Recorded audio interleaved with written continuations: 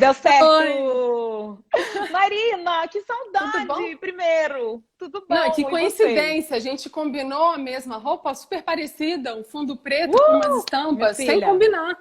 isso Sintonia. é, o nome disso é sintonia. Você não É. tá entendendo? É toda uma sintonia, Marininha. Certo, aí deixa eu tentar arrumar aqui, que eu sou novata nisso aqui. Mas Pronto, acho que tá bom, já né? começou bem. Tá Tá. travando um pouco. Aí, tá, mas isso acontece, esse horário é meio de rush aqui do Instagram, daqui a pouco dá uma melhorada. Congestionado. É, Uhum. totalmente, totalmente. Deixa eu ver. Olha, antes de tudo, eu quero te agradecer, seu aceite. A Marina está estreando hoje uma live, eu fico muito feliz que essa seja a primeira de muitas. Como eu conheci a doutora Marina, gente? Quando nós éramos jovens, a gente fez cursinho juntas. O nossa, a nossa sala de aula era por ordem alfabética, então todos os M's, a nossa sala de aula era todo mundo começava com a letra M, eu era Mariana, Marina, e aí a gente compartilhou, então, um cursinho para vestibular, e foi uma época super boa, apesar da pressão, apesar do estresse, apesar de tudo, que a gente se conheceu e gosto muito de você, Marina. E também ela acabou se casando com um cirurgião o quê? Bariátrico. Então eu sou colega do Renato, que é marido da Marina, que é cirurgião bariátrico, então é daí a nossa relação. E assim, já tinham me pedido na caixinha de sugestão de lives, que de vez em quando eu peço, sempre alguém me pede um geriatra. Fala, leva o geriatra, leva o geriatra. E eu só consigo pensar na Marina, gente, que é uma pessoa que eu acho, que eu admiro como pessoa e como profissional também, para a gente falar um pouco. E aí a gente começou a tentar amadurecer sobre o que a gente falaria nessa área, né, Marina? E foi tão É, bom porque para não. mim, porque você já me entregou quase tudo já pronto. Eu tô aqui como uma curiosa. Vai ser maravilhoso, eu acho que essa conversa. Quero que você se apresente agora. Queria agradecer o convite, dizer que me perdoa de antemão qualquer coisa que eu fizer de equivocado, porque realmente não é um lugar que eu costumo frequentar assim. Mas, enfim, estou aqui aberta para a experiência e vamos ver se a gente consegue conversar bastante e falar coisas que sejam úteis, né? Que as pessoas possam aproveitar. A Ah, intenção é vamos essa. sim. Vamos É sim. ser divertido e Fala ser um útil. É. pouquinho, vai ser bom. Marina, fala um pouco da sua formação para as pessoas, eu acho que é legal também. Eu fiz medicina na UNB e logo depois entrei na residência de clínica médica. São 2 anos de especialização em clínica médica. Fiz também no HUB, que é vinculado à UNB. Depois Uhum. eu fui trabalhar, até para amadurecer essa questão da escolha da subespecialidade, que eu não tinha uma convicção. Logo que eu terminei a primeira especialidade, eu não sabia exatamente o que eu queria. E aí foi bom. Esse período que eu fiquei, né, me fez pensar várias coisas, ter várias experiências. E aí eu voltei para a UNB para fazer, então, já convicta da escolha, para fazer a residência de geriatria. São 2 anos de especialidade. E aqui em Brasília só o HUB e a UNB que tem, né, essa especialidade. São 3 vagas por ano. Sim. Você sabe, Marina, que quando eu entrei no HUB, assim que eu me formei, eu passei no concurso da FUB e fui para o HUB. E eu fazia parte da minha carga horária no Centro de Medicina do Idoso. Então, por um momento, eu imaginei que ia ser minha vida, assim, como nutricionista na geriatria, porque eu amei. Eu fiquei assim, doutor Renato Maia me pegou pela mão e falou: eu preciso de uma nutricionista aqui, pelo amor de Deus, me ajuda. Então a gente ajudou a arrumar ali o serviço, a parte nutricional, e foi muito, muito, Uhum. muito legal. Eu fiquei muito entusiasmada, mas aí a vida acabou me levando para outros rumos. Mas é uma área muito gostosa, né? Eu queria que você falasse um pouco sobre a geriatria. Eu acho que muita gente aqui não sabe o que abrange essa área, né? O que é a diferença da geriatria com a gerontologia, o que estuda e do que cuida. Uhum. A geriatria, ela caminha junto com a gerontologia. São duas coisas indissociáveis, embora sejam de natureza distinta. A geriatria é uma Uhum. especialidade médica, né? Então, é geriatra, é titulado geriatra, uma pessoa com formação médica que fez uma residência ou tem um tempo de experiência comprovado de atuação na área. Então, o geriatra Uhum. é um médico que fez Tá. a opção por essa especialidade. O gerontólogo, não.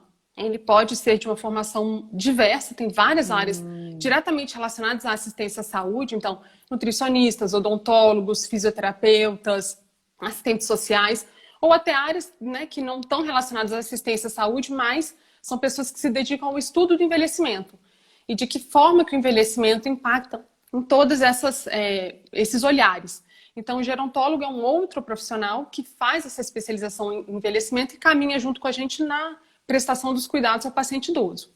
E quando eu digo que Legal. são coisas indissociáveis, é porque não se faz cuidar do paciente idoso de forma isolada. A gente tem que abraçar o paciente em equipe multidisciplinar. A geriatria é uma especialidade essencialmente multidisciplinar. Não tem jeito de, né, o médico atuar sozinho sem uma conexão direta com as outras áreas paramédicas e às vezes até para além disso. Só assim a gente consegue abraçar a complexidade que é o paciente idoso. Acho muito difícil hoje qualquer área da medicina não viver essa multiespecialidade, viu? Fico pensando Sim. aqui, que área que hoje não consegue viver sozinha sem uma visão multiprofissional, né? Marina, eu dei uma pesquisadinha aqui agora, assim, quais são os números em relação ao envelhecimento. Sabe por quê? Quando a gente pensa em geriatria, a gente pensa muito no velhinho, aquele velhinho caquético, assim, né? Caindo, muito velhinho. E, na verdade, não é isso que a gente vê hoje, né? O envelhecimento é um fenômeno... Não é só isso, o envelhecimento é um fenômeno mundial, né? Esse processo de envelhecimento, o aumento do envelhecimento na população. E a gente, aqui no Brasil, que é um país jovem, a gente muitas vezes não está sabendo conviver muito bem com esse processo de envelhecimento aqui no país também. A previsão da OMS para 2030 é que mais de 32 milhões de pessoas sejam idosas, ou seja, tenham mais de 65 anos, dos 230 milhões de habitantes que deve ter mais ou menos em 2030. Então, assim, é uma parcela muito grande da população. E, assim, como é que eu posso falar? Essa idealização que a gente tem de que o idoso é aquela pessoa que já não funciona mais, que não presta mais para nada, isso também mudou, né? Então, a população está envelhecendo e, ao mesmo tempo, o idoso também tem um novo formato agora. Eu te digo porque, assim, acho que minha mãe não vai ficar brava comigo, mas a minha mãe tem 65 anos, ela é idosa. Ela para lá na vaga de idoso. Tecnicamente, mas, gente, é uma pessoa, assim, com vigor, uma coisa. Então, a gente está tendo que desassociar essa visão do idoso como aquele velhinho de bengala que faz tricô, que não pinta o cabelo e que usa o cocozinho aqui no cabelo, né? Uma parte o que eu acho de mais encantador e, ao mesmo tempo, desafiador na prática da geriatria é lidar exatamente com essa heterogeneidade. Porque falar em paciente idoso, você não pode achar que é um grupo, né, de um formato só. Na verdade, existe um monte de apresentações e as pessoas envelhecem de formas muito distintas. Porque sabe-se que o processo de envelhecimento tem uma parcela de responsabilidade pela genética, né? Então, a sua programação, aquilo que você herdou, determina, em certa parte, a forma como você vai envelhecer, mas tem muito mais a ver com o estilo de vida, com as escolhas que você faz ao longo do seu caminho. E aí, qualquer coisa pode acontecer no meio dessa história. Então, é muito heterogêneo. A gente, hoje em dia, lida com idosos que são robustos, que a gente chama, né? Que são esses idosos fit, superativos, absolutamente antenados, participam de tudo, lideram movimentos, enfim, são atletas, grandes empresários e estão na ativa. E a gente lida ao mesmo tempo, às vezes entre uma consulta e outra, com um idoso frágil. Aquele que é o perfil que você descreveu, aquele idoso totalmente dependente, emagrecido, né, que precisa da figura do cuidador para dar um suporte. E às vezes você tem que fazer toda uma reprogramação em questão de segundos para dar conta de lidar com realidades tão distintas, né? Isso é a beleza, mas é o grande desafio da especialidade. E é muito legal porque valoriza a individualização do tratamento, né? Totalmente. Até nesse grupo. Então, a geriatria acaba sendo muito ampla também, né? No tratamento. Difícil. Não Imagino. São raras as vezes que eu paro e penso assim, onde é que eu fui amarrar meu bode, assim, porque é muito difícil. Assim, realmente envolve, né, conhecimentos de áreas muito distintas. Então, você tem que saber um pouco de psiquiatria, um pouco de neurologia, um pouco de fisioterapia, de ortopedia, que é exigido na prática diária, né? E é óbvio que ninguém dá conta de esgotar tudo isso. Então, é por isso que a rede de suporte, né, que trabalha com você, uma boa relação com outros profissionais de outras áreas é tão importante. Entendi. E qual que é hoje a relação da geriatria com a solidão, Marina? Por que você acha que é importante a gente tratar desse assunto? Na verdade, esse assunto já tem demandado a minha atenção há algum tempo. Eu sei que ele agora parece fazer todo sentido em virtude dessa questão da pandemia, do isolamento, do distanciamento social que a gente está precisando cumprir, obedecer. Mas, na verdade, eu digo que esse assunto já tem me chamado a atenção há muito mais tempo. Porque tem uma parcela, não dá para generalizar, de pacientes que já vive essa quarentena há muito mais tempo do que foi instituído por conta dessa pandemia, né? Essa, na verdade, é uma situação que a gente lida no dia a dia e que acrescenta mais complexidade ainda no gerenciamento, no manejo das doenças, do cuidado desse paciente. Então, quando eu comecei a me deparar com algumas situações na prática de consulta, de ambulatório, de internação, de enfermaria, e você vai escarafunchando e vai indo atrás, mas qual que é a origem disso? Mas por que está acontecendo isso? E muitas vezes, o denominador comum que eu encontrava nas situações com as apresentações mais diversas era um profundo sentimento de abandono ou de dificuldade de contato consigo mesmo. Então, assim, essa solidão que está lá muito profunda, às vezes vem à tona de formas muito diferentes, né? Então, é uma questão extremamente prevalente. Essa solidão, ela pode se manifestar como uma doença que a gente não consegue um controle adequado, apesar de estar fazendo todas as medidas que os livros ensinam, que os guidelines recomendam. Elas podem estar relacionadas com uma perda de peso, com um transtorno do humor que você não consegue compensar, né, com aumento da taxa de mortalidade, de internações, de descompensações. Então, é extremamente frequente. Muitas vezes ela vem de uma forma mais direta, o paciente relata isso, mas na maioria das vezes é uma queixa muito escondida, que está por trás de outras queixas. Velada, né? Totalmente. E às vezes a gente tem que fazer um trabalho de pesquisador, e cavando, até chegar naquele ponto que realmente é o que está incomodando ou que está piorando a percepção da qualidade de vida do paciente. Por isso que é importante você avaliar como médica, nesse caso, o ambiente que o paciente está, né? Fundamental. Um exercício que a gente tem que fazer na prática, né, de atendimento do paciente idoso, prestar atenção no detalhe, mas não perder a noção do conjunto. Do todo. Né? E ser capaz de olhar o cenário sem deixar escapar um detalhe. Então, é um exercício de um olhar que vai e vem, assim, é um filtro que você focaliza, mas você não pode perder a dimensão mais ampliada, porque tem tudo a ver. E às vezes o problema que aquele paciente está manifestando como uma doença física, uma queixa que ele traz, está muito mais relacionado ao ambiente em que ele vive e às relações que ele tem com outras pessoas. E aí, se você não muda isso, você não consegue, fica tratando só a consequência e não trata a origem do problema, né? Sim, isso nos países desenvolvidos, nas diferentes culturas, isso é diferente? Pois eu acho que a gente talvez tenha mais informação sobre a prevalência dessa questão da solidão nos países desenvolvidos. Eles falam mais sobre isso é mais publicado, é mais descrito como um problema médico reconhecido, né? Aqui no Brasil a gente não tem tantas estatísticas, tantos dados, embora seja uma questão que já esteja ganhando mais importância nos últimos tempos. Lá na Europa, até pela questão, principalmente, né, muitos dos estudos vêm de lá, pela questão cultural, então assim, embora aquela ideia da institucionalização seja muito mais aceita de uma forma natural lá do que aqui, mesmo assim, tem muitos idosos que envelhecem e ficam sozinhos em casa, né? Eles não vão para uma instituição, ficam morando sozinhos. Então tem essa questão cultural que eles não são tão passionais, tão juntos como a gente costuma ficar mais aglomerado.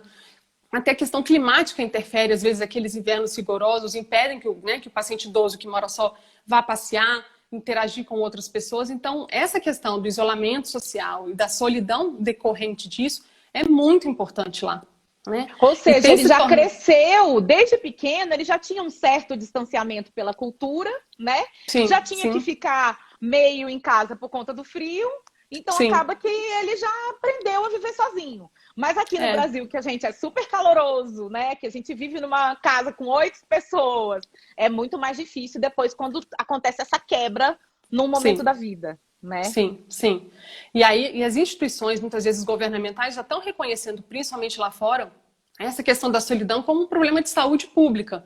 E algumas orientações governamentais, institucionais, têm sido feitas para isso, né? Então, por exemplo, na Inglaterra se criou o Ministério da Solidão, que é um órgão do governo responsável por criar e desenvolver programas para acolher esses idosos que moram sozinhos e que às vezes ficam mais de um mês sem trocar um telefonema com o filho, sem encontrar com ninguém e que estão adoecendo, sobrecarregando muitas vezes, né, os serviços de saúde, principalmente morrendo antes do que deveriam morrer.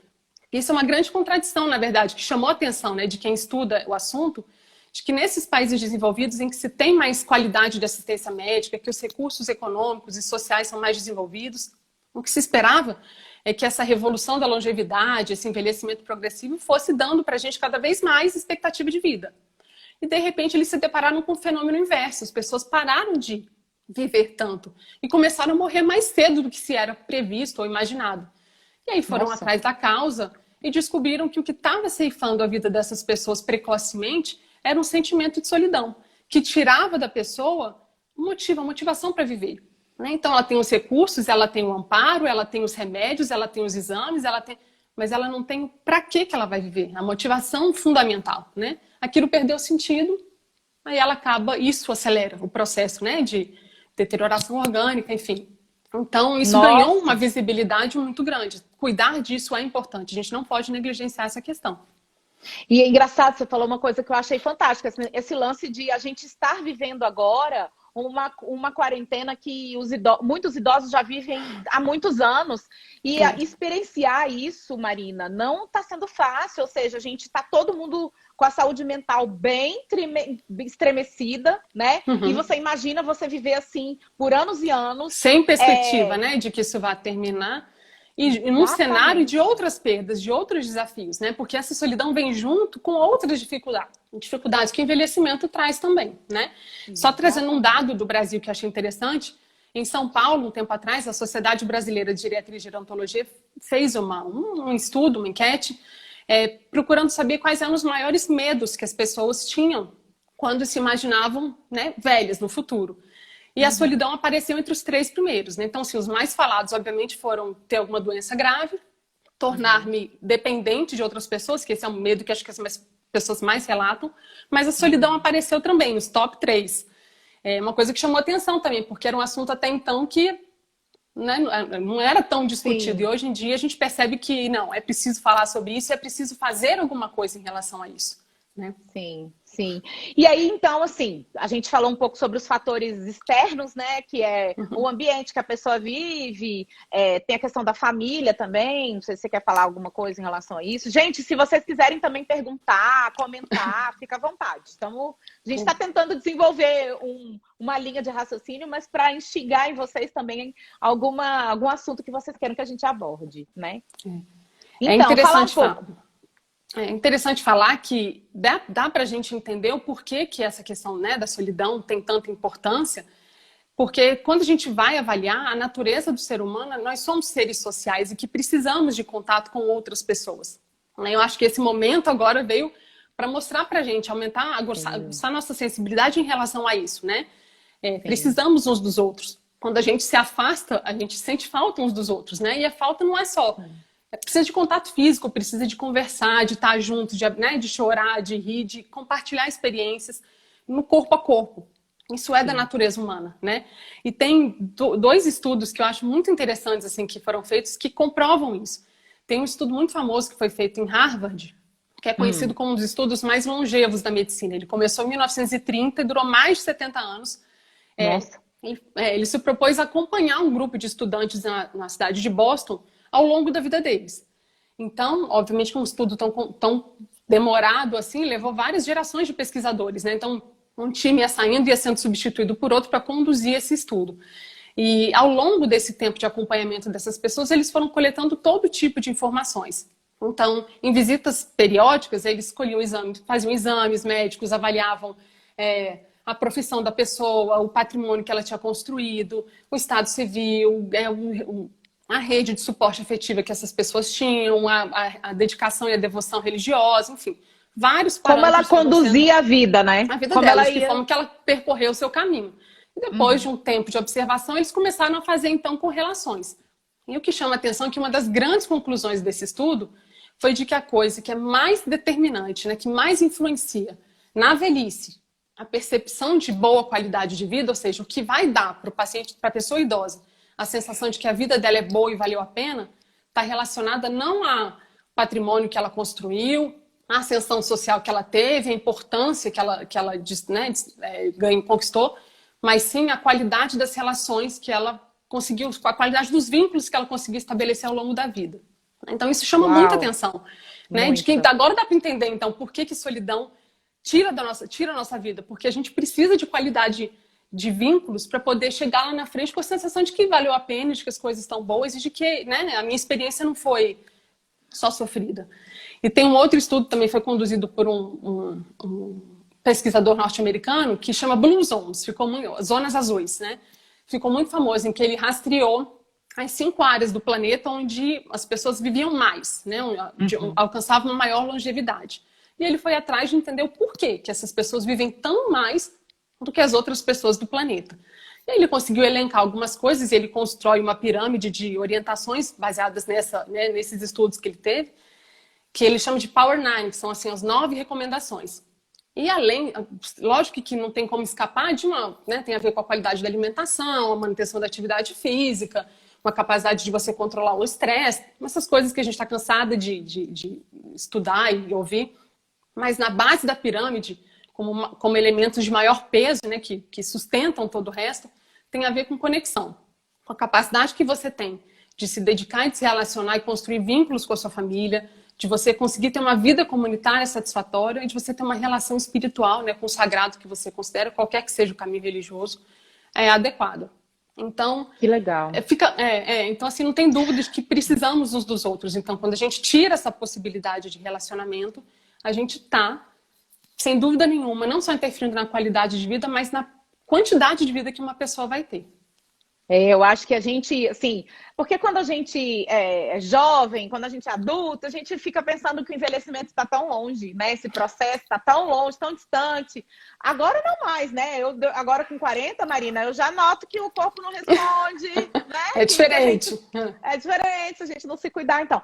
Mas se a gente soubesse desses estudos antes, para a gente prevenir isso e valorizar cada vez mais as nossas relações, valorizar cada vez mais. Mas agora eu acho que quarentenados, a gente está forçando, eu acho que é alguém chacoalhando a gente para falar, galera, não adianta você ter o maior dinheiro do mundo, o coronavírus não escolhe classe social, ele não escolhe nada, então fortaleça suas relações, veja o quanto é importante você não ser sozinho, e talvez quando a gente saia dessa quarentena, eu espero que sim, a gente se volte para essas pessoas que hoje enfrentam a solidão de uma maneira muito dificultosa e com outras dificuldades, como você disse, associadas, né? Antes fosse só a solidão, né? Eu espero que a gente não esqueça, né? Acho que esse é um momento precioso da gente, de repente, ter a possibilidade de sentir o que essas pessoas sentem, que isso realmente provoque na gente uma mudança de postura, né?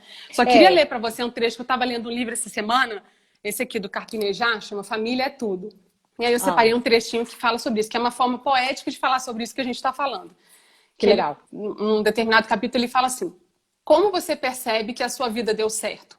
Pelas amizades, pela longevidade dos laços. E aí ele discorre sobre isso, mas só para mostrar que esse é um conhecimento que está na ciência, que está na poesia. Não tem jeito, assim. Eu falo muito com as minhas filhas, assim, invistam na qualidade, né, das relações que você tem com a família, com seus amigos. Isso é talvez muito mais importante do que qualquer outro investimento que você possa fazer. Não que as outras coisas não sejam importantes, mas não esqueça. Né? Não fique só priorizando o seu crescimento individual, as suas conquistas. Não se esqueça de que você tem que estar junto de outras pessoas. Elas têm que estar próximas de você, né? Para tudo isso fazer sentido. Com certeza. Agora, Marina, a gente está falando dessa parte meio ruim da solidão, mas também tem uma parte boa da solidão, né? Eu acho que são momentos de aprendizado. Tô te falando por conta dessa vida. Eu fiquei quarentenada de verdade, 5 semanas sozinha, Mariana e eu. E eu vou te falar que em 40 anos eu nunca tinha ficado sozinha, Mariana e sozinha, Mariana. Nunca. E eu me autodescobri em várias coisas. Eu fiquei impressionada. Então, assim, existe essa parte boa da solidão também, né? Existe, preciosíssima, né? Necessária, inevitável. Em algum momento da vida a gente é convidado a viver isso. Né? Mais uma vez eu digo, estamos sendo privilegiados por podermos passar por isso agora e talvez ter essa consciência despertada, né? Porque a solidão, ela é uma ferramenta muito útil de autoconhecimento, de lapidação né, das nossas experiências, nos permite olhar para dentro e rever tudo aquilo que a gente aprendeu, as coisas que a gente viveu, e tentar transformar isso numa sabedoria, na verdade, que depois possa ser compartilhada, porque sempre a finalidade é compartilhar isso com outras pessoas, né? Não se constrói uma coisa visando só o próprio objetivo, né? Só o próprio benefício. Mas é um momento, sim, de recolhimento, em que você, às vezes, é obrigado a pensar em coisas e falar, né?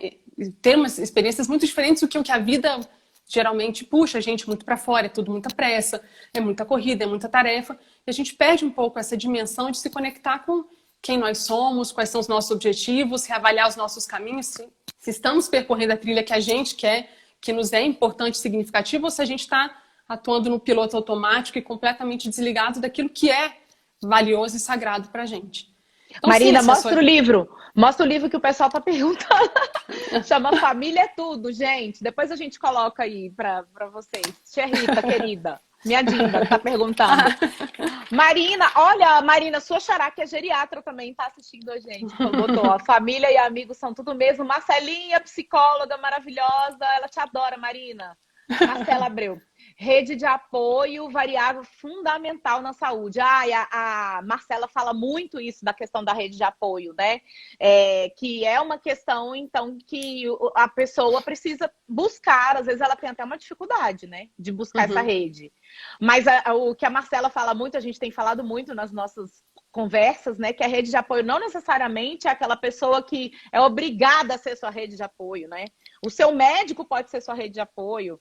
Né? Não necessariamente tem que ser uma pessoa da família. E isso é importante. Sim. Eu acho que é importante a gente falar sobre isso. Dani Gebrim, querida! Lindona. Muito legal.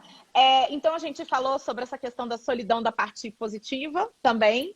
E esses fatores internos, sabe, Marina? Que eu acho que é o que você cuida mais. Que eu acho que quando o paciente chega a marcar com o geriatra, quando ele marca com o médico, provavelmente é aquilo que você falou, ele já tem uma manifestação da solidão, ou física, ou psicológica, ou psiquiátrica, né? Como é que você vê essa parte?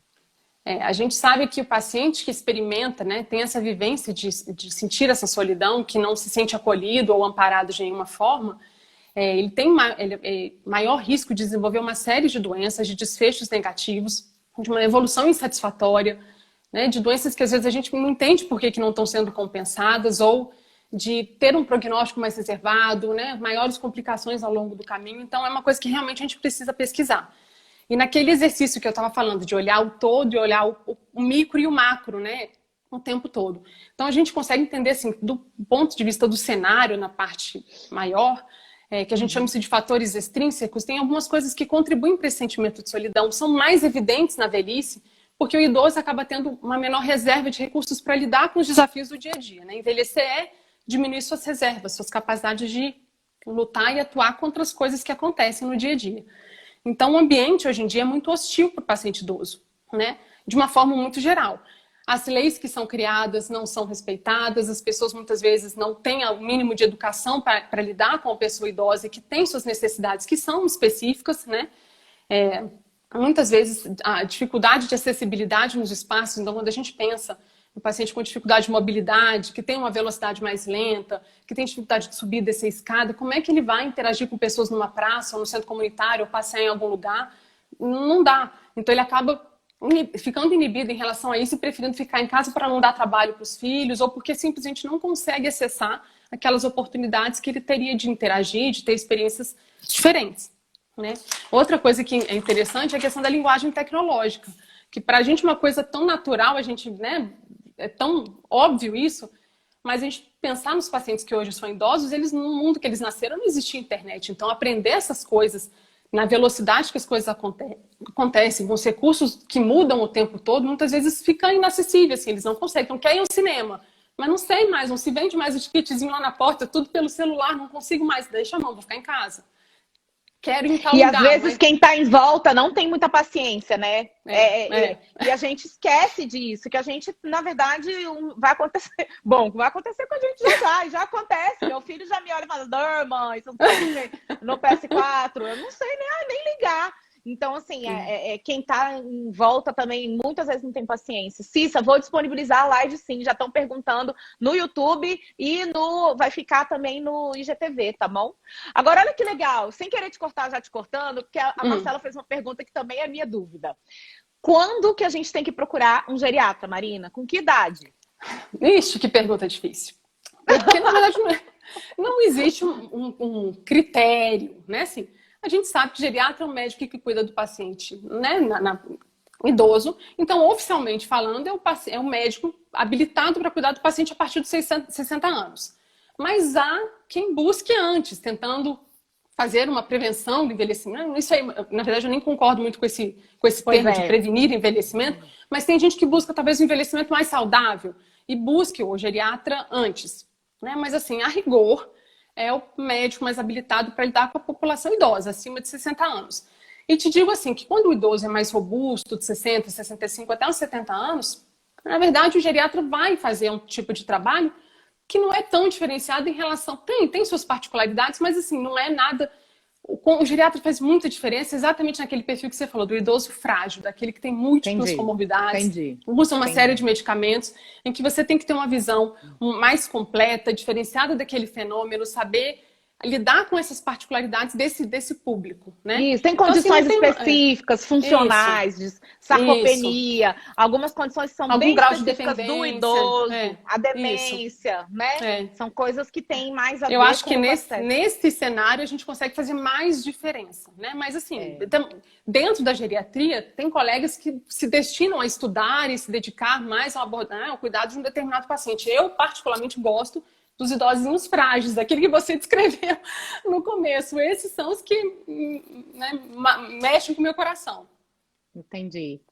Viu, gente? Então, assim, até porque a ciência hoje ainda não provou muito essa questão da longevidade, essa questão da prevenção, utilizar medicamentos, suplementos e coisas assim extraordinárias que vão fazer você ser um idoso mais saudável, né? Na verdade, o ambiente, a saúde mental, hoje ainda é isso que a ciência provou pra gente, que é o mais importante para melhorar o processo de envelhecimento. E não ficar gastando 1 milhão de dinheiros em suplementos e, né? Porque tem várias promessas em relação a isso e eu fico nervosa com essa medicina comercial, né? Eu acho que isso isso tem, né? E aí a gente tem que desenvolver esse olhar crítico para saber se realmente faz algum sentido, se está respaldado por algum, né, algum estudo, alguma ciência por trás dessa questão, ou se é só um oportunismo, né, com objetivos financeiros, sei lá. Mas uma coisa que eu chamo muita atenção, porque essa pergunta sempre vem muito, né? Então, como fazer para envelhecer bem? E a coisa que eu costumo falar muito é assim, não se restrinja a sua dimensão biológica. Nós somos seres multidimensionais, muito mais complexos do que só o nosso corpo. E muita gente acha que o envelhecimento é só a ruga, o cabelo branco, a diminuição da massa muscular, a diminuição do vigor físico, e não é só isso. É um fenômeno muito mais complexo, né? A gente envelhece na dimensão social, na dimensão familiar, na dimensão emocional, na dimensão espiritual. Então, o bom envelhecer, o envelhecer tranquilo, sereno, demanda um cuidado, uma atenção em todos esses aspectos, sabe? É verdade. Olha, a Dani Gebrim, doutora Daniela Gebrim, endocrinologista, está perguntando uma pergunta super legal, que é como identificar e abordar a depressão nos pacientes idosos. Porque também a gente não pode vincular só porque o paciente, às vezes é só mesmo, mas não necessariamente ele é um indivíduo com depressão, né? Sim, mas como que existe alguma forma mais peculiar dessa idade? Assim, na verdade, esse é um olhar que a gente precisa calibrar ao longo da nossa formação, porque também é uma questão extremamente frequente. E muitas vezes não vem com aquela apresentação típica do episódio depressivo maior, em que o paciente tem todos os sintomas e preenche todos os critérios, que a gente vê às vezes em paciente mais jovem, que é um quadro mais fácil, talvez, de diagnosticar, né? Fica mais evidente. Muitas vezes, o quadro depressivo vem de uma forma muito mais sutil. Pode ser, por exemplo, só com uma tendência de isolamento social que o paciente deseja, então ele sempre foi festivo, sempre gostou da reunião com os filhos e de repente ele começa a se isolar. Ou então com uma piora da qualidade do sono, uma interferência no apetite que começa a perder peso, ou às vezes uma resistência às orientações que a gente dá, uma falta de engajamento no tratamento que é proposto. Então às vezes é um quadro muito mais sutil. que a gente também tem que ter um grau de suspeição muito elevado. Então, para você fazer o diagnóstico, muitas vezes você precisa, né, assim, supor e estar muito atento para conseguir pegar essa nuancezinha que vai te falar assim, não, eu acho que tem um transtorno do humor aqui que vale a pena abordar. E quando você diagnostica ou aposta nessa possibilidade, também não dá, muitas vezes as pessoas pensam que a gente tem que fazer subdose de tratamento. Na verdade, não, é que a gente é mais cuidadoso na hora de iniciar um tratamento, de ajustar a dose, de chegar na dose certa, mas o paciente merece o tratamento do tamanho certo, né?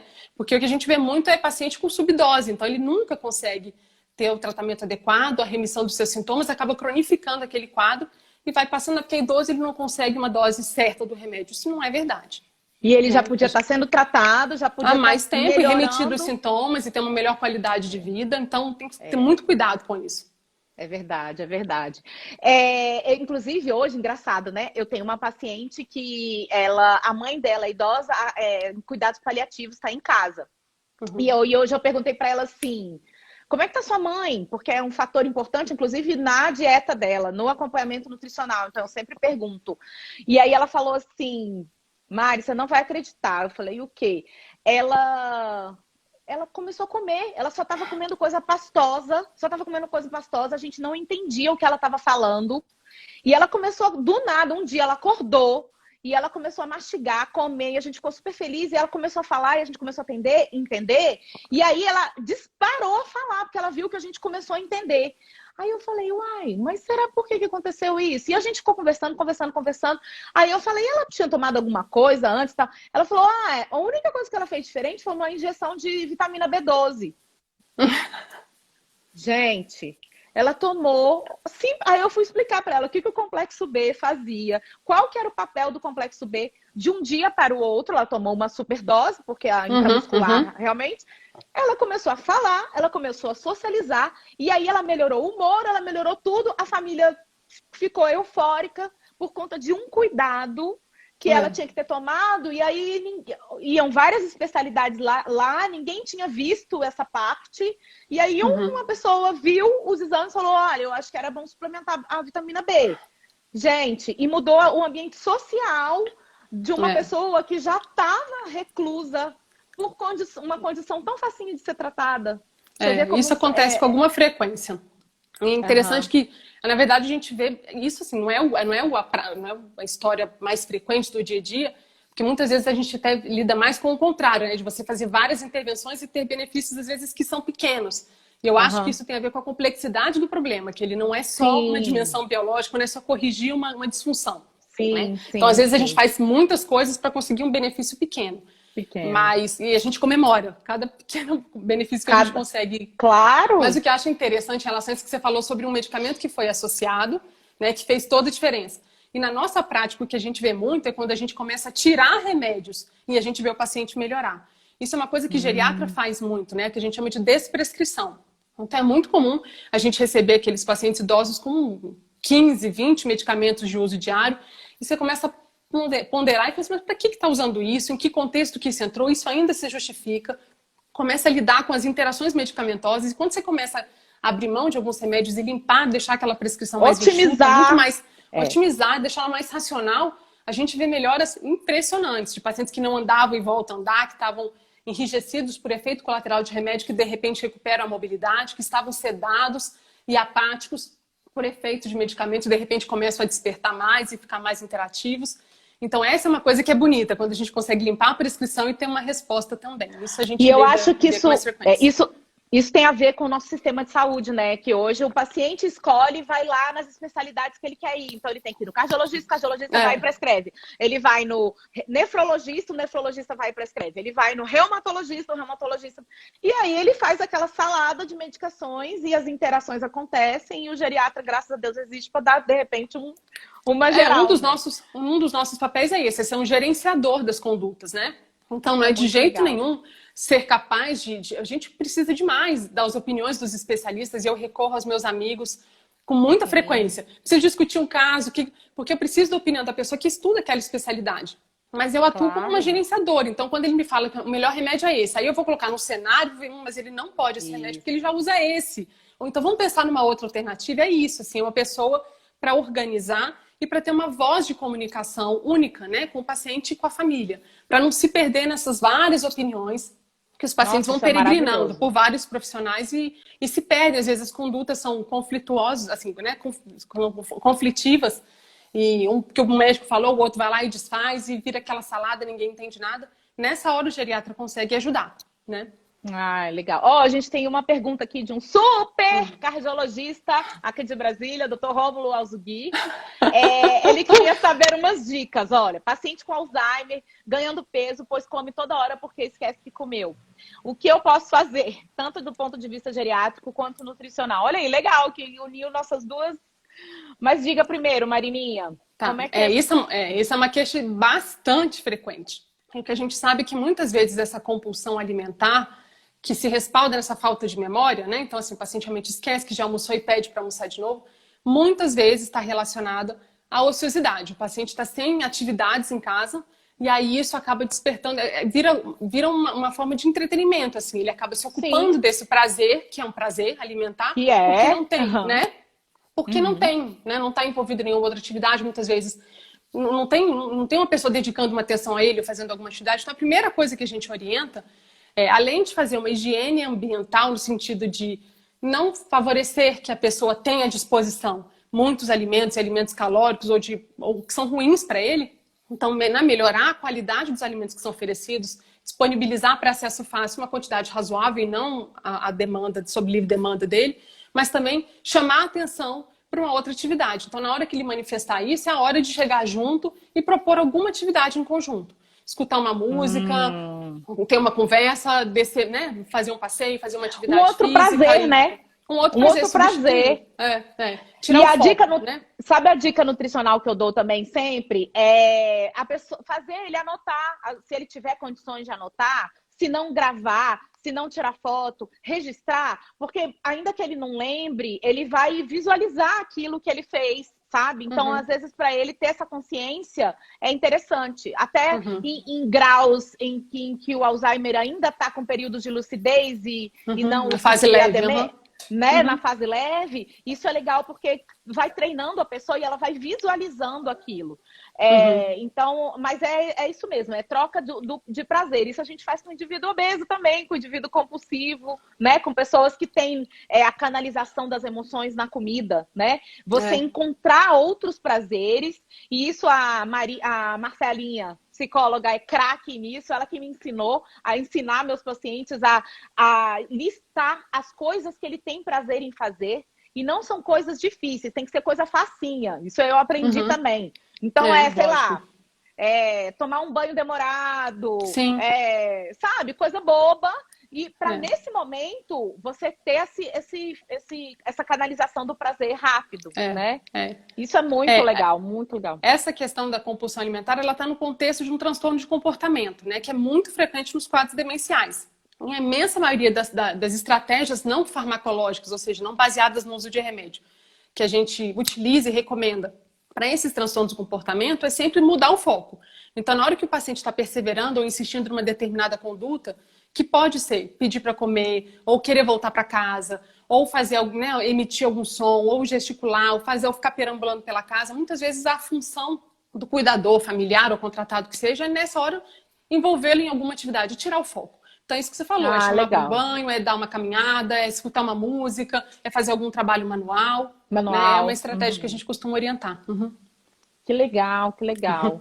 E aí, a gente podia, você acredita que só falta poucos minutos? A gente passa muito rápido. Passa rápido. Eu queria que você falasse um pouco do cuidado mesmo. Dessa parte de cuidar, como cuidar, tanto individual quanto coletivo, né? Que é uma coisa que você gosta e que você é muito boa nisso. Eu aprendo muito com isso, que na verdade não existe uma situação que se repita, né? Quando a gente vai lidar com essa questão do cuidado a gente tem acesso privilegiado à intimidade das famílias, na verdade. E a gente percebe que os cenários são muito distintos. Então a gente compartilha estratégias, mas sabendo que nunca uma realidade vai poder ser reproduzida em outra casa, né? Porque envolve muitas questões. Sim. E essa questão do cuidado é uma coisa que realmente me mobiliza, assim, eu gosto demais de estudar e de me dedicar a isso, porque eu percebo a dificuldade que é a pessoa no lugar de cuidador, né? Tanto o cuidador contratado, que muita gente às vezes né? Falou assim, mas ele é um profissional, ele tem que dar conta de lidar com isso. Eu tô pagando. Né? E não é assim. Existe um sofrimento relacionado à pessoa que trabalha com isso também. Mesmo que Claro. você fale, mas ela recebe para isso, ela foi orientada para isso, ou ela acabou o horário dela, ela vai embora e esquece. Não é bem assim. Somos seres humanos e as relações nos afetam. Né? Então, Sim. a pessoa na figura de cuidador, ela cria vínculos também, ela também se envolve com a situação e muitas vezes ela é submetida a situações que a sobrecarregam emocionalmente, né? Mais ainda, o cuidador familiar, que é aquele que muitas vezes foi colocado nessa situação, caiu de paraquedas, era uma situação que ele nunca imaginou, programou para a vida dele, e de repente ele se vê responsável por uma outra vida.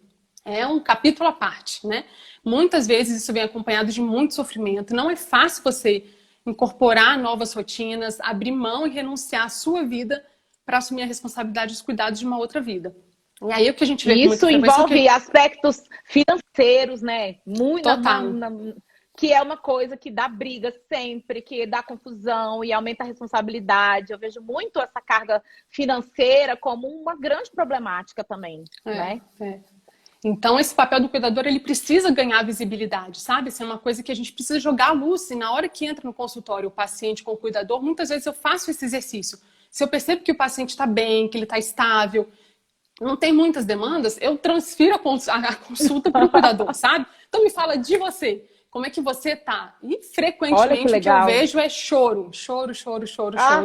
E a gente precisa abrir espaço para essas coisas acontecerem, sabe? Muitas vezes eu percebo que tem gente que não sabe, né? Que não sabe, realmente não é fácil, mas não sabe lidar com isso e corta no sentido de, não, mas você não tem por que estar reclamando, você tem tudo, você tem todo apoio, tem tanta gente te ajudando. E a gente esquece que essa também é uma forma de isolar a pessoa na dor dela, né? Se você não dá nem a ela a legitimidade ou o direito de verbalizar e extravasar aquilo que a angustia. Então, a primeira coisa que eu sempre falo, abre espaço, deixa ela falar.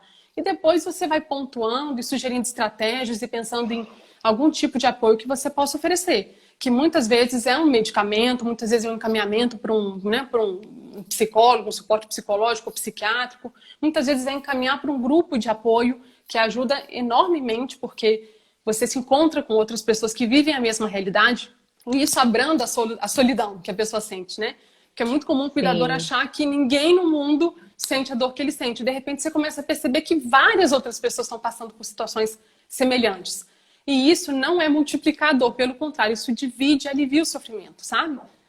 E então, existe aqui em Brasília, existem grupos de apoio para cuidadores? Vários grupos, vários. Assim, não precisa nem citar todos para você, porque tem várias iniciativas que são maiores, estão grupos da Abras, que é a Associação Brasileira de Alzheimer, muitos grupos na UNB, em outras instituições, então, nesses hospitais principais que têm serviço de geriatria, nas regionais também tem iniciativas nesse sentido, e vários grupos voluntários vinculados a igrejas, ou pessoas que, de repente, abrem espaço e criam um ambiente para discutir.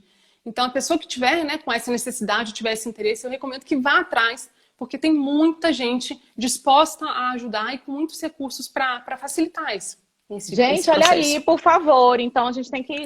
Quem aí é cuidador precisa cuidar de si também. É importante isso. E tem um grande cirurgião bariátrico de Brasília, Marina, que está fazendo uma pergunta aqui, porque ele tinha que falar sobre cirurgia bariátrica. O nome dele é Dr. Renato. Boa noite, Dr. Renato. Tudo bem com você? Ele quer saber o seguinte. Fala que eu te escuto, Dr. Renato. Deve existir uma idade máxima para indicação de cirurgia bariátrica? Vamos falar um pouquinho, 2 minutinhos sobre cirurgia bariátrica nos idosos? Então, eu acho que ele que pode responder essa pergunta. Chama ele aí, Marina! Eu te confesso que já tive vários pacientes que eu atendi que eu falava assim, você não tá afim de dar uma cuidada na minha paciente?